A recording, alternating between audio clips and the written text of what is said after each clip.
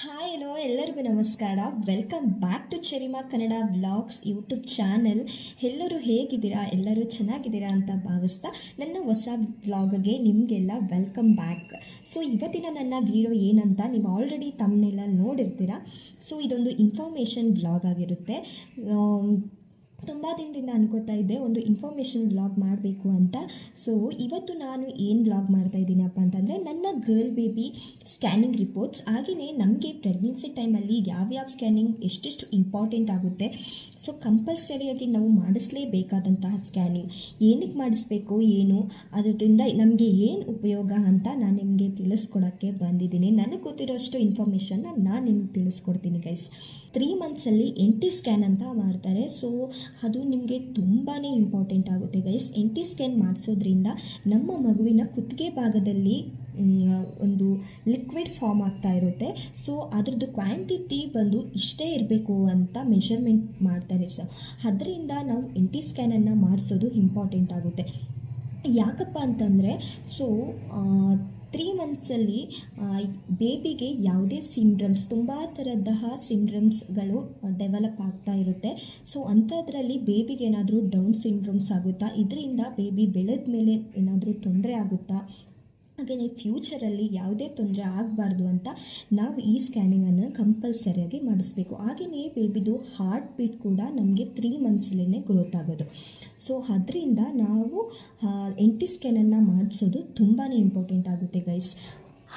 ಇದು ನನ್ನ ಮಗಳ NT ಸ್ಕ್ಯಾನ್ ರಿಪೋರ್ಟ್. ನಾನಿದು ಮಾಡಿಸಿದ್ದು 8 ವೀಕ್ಸ್ 5 ಡೇಸ್, ಅಂದರೆ 3 ಮಂತ್ಸ್ ಕಂಪ್ಲೀಟ್ ಆಗಿ 5 ಡೇಸ್ಗೆ ಮಾಡಿಸಿರುವಂತಹ ಸ್ಕ್ಯಾನ್ ಇದು. ಇದರಲ್ಲಿ ಫೀಟಲ್ ಹಾರ್ಟ್ ರೇಟ್ ಅಂದರೆ FHR ಅಂದರೆ ಫೀಟಲ್ ಹಾರ್ಟ್ ರೇಟ್ ಅಂತ ಹೇಳ್ತಾರೆ. ಫೀಟಲ್ ಹಾರ್ಟ್ ರೇಟ್ ಬಂದು 167 ಇತ್ತು ಪರ್ ಮಿನಿಟ್ಗೆ. ಇದು ವೇರಿಯೇಷನ್ ಆಗ್ತಾ ಇರುತ್ತೆ, ಕಡಿಮೆನೂ ಆಗುತ್ತೆ ಜಾಸ್ತಿನೂ ಆಗುತ್ತೆ ಗೈಸ್. ಅದು ಸ್ಕ್ಯಾನಿಂಗ್ ಮಾಡಿಸುವಾಗ ನಮ್ಮ ಆ್ಯಕ್ಟಿವಿಟಿ ಮೇಲೆ ಡಿಪೆಂಡ್ ಆಗುತ್ತೆ.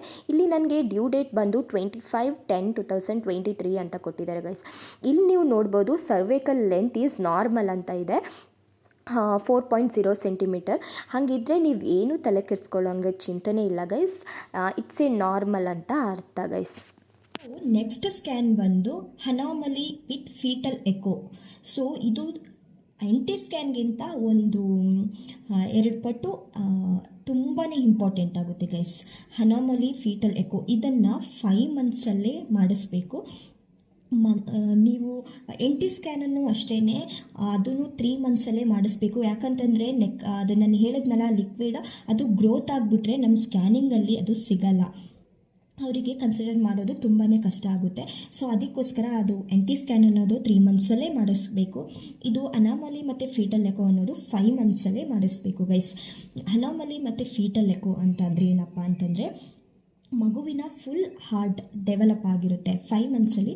ಫುಲ್ ಮಗು ಗ್ರೋತ್ ಆಗಿರುತ್ತೆ, ಮಗುವಿನ ರೂಪನ ಪಡ್ಕೊಂಡಿರುತ್ತೆ. ಸೊ ಫುಲ್ ಹಾರ್ಟ್ ಡೆವಲಪ್ ಆಗಿರೋದ್ರಿಂದ ಮಗು ಚೆನ್ನಾಗಿ ಹಾರ್ಟ್ ಡೆವಲಪ್ ಆಗಿದೆಯಾ, ಬ್ಲಡ್ ಸರ್ಕ್ಯುಲೇಷನ್ ಚೆನ್ನಾಗಿ ಆಗ್ತಾ ಇದೆಯಾ, ಹಾರ್ಟಲ್ಲಿ ಏನಾದರೂ ಪ್ರಾಬ್ಲಮ್ಸ್ ಇದೆಯಾ, ಲೈಕ್ ಓಲ್ಸ್ ಆ ಥರದ್ದೇನಾದರೂ ನಮಗೆ ಅದರ ಪ್ರಾಬ್ಲಮ್ಸ್ ಕಂಡು ಬಂದರೆ ನಾವು ಡಾಕ್ಟರ್ ನಮಗೆ ಸಜೆಸ್ಟ್ ಮಾಡ್ತಾರೆ. 5 ಮಂತ್ಸ್ ತನಕ ನಮಗೆ ಟೈಮ್ ಇರುತ್ತೆ. ಆ ಥರ ಏನಾದರೂ ಹಾರ್ಟ್ ರಿಲೇಟೆಡ್ ಪ್ರಾಬ್ಲಮ್ಸ್ ಇದ್ದರೆ 5 ಮಂತ್ಸಲ್ಲಿ ನಮಗೆ ಕನ್ಫರ್ಮ್ ಆಗುತ್ತೆ ಗೈಸ್. ಸೊ ಅದರಿಂದ 5 months scanning anomaly with fetal echo ಅನ್ನೋದು ತುಂಬಾ ಇಂಪಾರ್ಟೆಂಟ್ ಆಗುತ್ತೆ. ಸೊ ಮಿನಿಮಮ್ ಅಂದರೂ ಈ ಸ್ಕ್ಯಾನಿಂಗ್ಗೆ 1 to 2 ಅವರ್ಸ್ ತಗೋತಾರೆ ಗೈಸ್. ತುಂಬ ಟೈಮ್ ತಗೋತಾರೆ, ಒಂಥರ ಫೀಲಿಂಗ್ಸ್ ಗುಡ್ ಅನಿಸುತ್ತೆ. ಈ ಸ್ಕ್ಯಾನಿಂಗಲ್ಲಿ ಕಿರಣನ್ನು ಸಹ ಒಳಗಡೆ ಕರೆಸಿದ್ರು. ಸೊ ಅವರಿಗೆ ತೋರಿಸ್ತಾರೆ ಅವರು ಯಾವ್ಯಾವ ಥರ ಡೆವಲಪ್ ಆಗಿದೆ ಏನೇನು ಅಂತ. ನನ್ನ ಚೆರಿಮಾದು 5 ಮಂತ್ಸ್ ಸ್ಕ್ಯಾನಿಂಗ್ ರಿಪೋರ್ಟನ್ನು ತೋರಿಸ್ತೀನಿ. ಪ್ರತಿ ಸತಿ ಸ್ಕ್ಯಾನಿಂಗ್ ಮಾಡಿಸ್ಕೊಂಡು ಡಾಕ್ಟ್ರ್ ಹತ್ರ ಹೋದಾಗಲೂ ನೆಕ್ಸ್ಟ್ ಸ್ಕ್ಯಾನಿಂಗ್ ಯಾವಾಗ ಅಂತ ಅವರೇ ಬರ್ಕೊಡ್ತಾರೆ. ಸೊ ಇದರಲ್ಲಿ ಪಾಪುದು ಫೀಟಲ್ ಹಾರ್ಟ್ ರೇಟ್ ಬಂದು 143, ಲಾಸ್ಟ್ ಟೈಮ್ಗಿಂತ ಕಡಿಮೆನೇ ಇದೆ ಗೈಸ್. 19 ವೀಕ್ಸ್ 6 ಡೇಸ್ ಆಗಿದೆ. ಸೊ ಇದರಲ್ಲಿ ನೋಡ್ಬೋದು ನೀವು, ಇದು ಫುಲ್ ಹಾರ್ಟ್ ರಿಲೇಟೆಡ್ ಸ್ಕ್ಯಾನಿಂಗ್ಸ್ ಆಗಿರೋದ್ರಿಂದ ಎಲ್ಲನೂ ಹಾರ್ಟಲ್ಲಿ ಯಾವ್ಯಾವ್ದು ಎಷ್ಟೆಷ್ಟು ಡೆವಲಪ್ ಆಗಿದೆ ಎಲ್ಲನೂ ಇಲ್ಲಿ ಕೊಟ್ಟಿರ್ತಾರೆ. ಸೊ ನೀವು ನೋಡ್ಬೋದು ಇಲ್ಲಿ ಎಲ್ಲನೂ ನಾರ್ಮಲ್ ಅಂತಲೇ ಇದೆ. ಸೊ ಇದು ಕಂಪ್ಲೀಟಾಗಿ ನಾರ್ಮಲ್ ಆಗಿದೆ, ಈ ರಿಪೋರ್ಟ್ ಕೂಡ ನಾರ್ಮಲ್ ಆಗಿದೆ ಗೈಸ್. ನೀವು ನೋಡ್ಬೋದು ಇಲ್ಲಿ ಲಾಸ್ಟಲ್ಲಿ ಇಂಪ್ರೆಷನ್ ನಾರ್ಮಲ್ ಫೀಟಲ್ ಎಕೋಕಾರ್ಡಿಯೋಗ್ರಫಿ ಅಂತ ಇದೆ. ಸೊ ಏನೂ ತಲೆ ಕೆಡಿಸ್ಕೊಳ್ಳೋಂಗಿಲ್ಲ, ರಿಪೋರ್ಟ್ ಫುಲ್ ನಾರ್ಮಲ್ ಆಗಿದೆ ಗೈಸ್.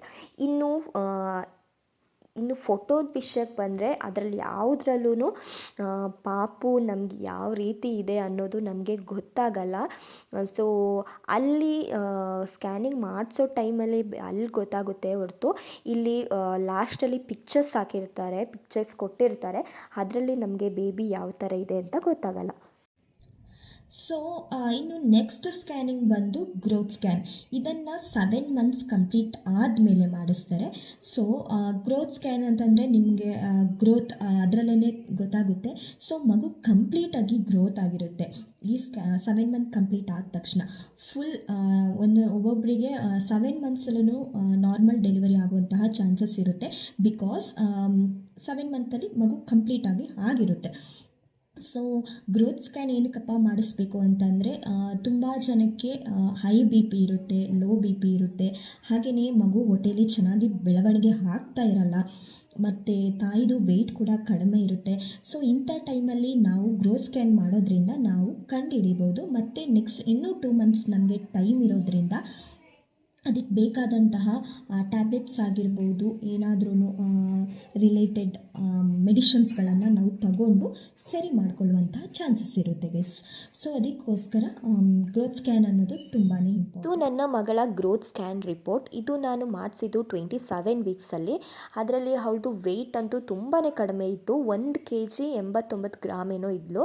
ಸೊ ಮತ್ತು AFI ಅಂದರೆ ಆಮ್ನಿಯೋಟಿಕ್ ಫ್ಲೂಯಿಡ್, ಇದು ಹೊಟ್ಟೆಯಲ್ಲಿರುವ ನೀರು 14.7 ಸೆಂಟಿಮೀಟರ್ ಇದೆ. It's A normal. ಇದು ಇಷ್ಟು ಇರಲೇಬೇಕು ಕಂಪಲ್ಸರಿ, ಇದು ನಾರ್ಮಲ್ ಲೆವೆಲಲ್ಲಿದೆ. ಸೊ ಇಲ್ಲೂ ಅಷ್ಟೇ ಪಿಕ್ಚರ್ ಏನು ಕ್ಲಾರಿಟಿಯಾಗಿ ಇಲ್ಲ. ಸೊ ಇನ್ನು ಆಮ್ಲೆಟಿಕ್ ಫ್ಲೂಯಿಡ್ ಬಗ್ಗೆ ಹೇಳಬೇಕು ಅಂತಂದರೆ ನಮ್ಮ ಹೊಟ್ಟೆಯಲ್ಲಿರುವ ವಾಟರ್ ಕಂಟೆಂಟ್ 5ಗಿಂತ ಕಡಿಮೆ ಇರಬಾರ್ದು, 25ಗಿಂತ ಜಾಸ್ತಿ ಇರಬಾರ್ದು. ಅದ್ರ ಒಳಗಡೆ ಇದ್ದರೆ ಇಟ್ಸ್ ಎ ನಾರ್ಮಲ್. ನಮಗೆ ನಾರ್ಮಲ್ ಡೆಲಿವರಿ ಆಗಬೇಕು ಅಂತಂದರೆ ನಮ್ಮ ಹೊಟ್ಟೆಯಲ್ಲಿರುವ ವಾಟರ್ ಕಂಟೆಂಟ್ ತುಂಬಾ ಇಂಪಾರ್ಟೆಂಟ್. ಸೊ ಅದಕ್ಕೋಸ್ಕರ ಜಾಸ್ತಿ ನೀರು ಕುಡೀರಿ.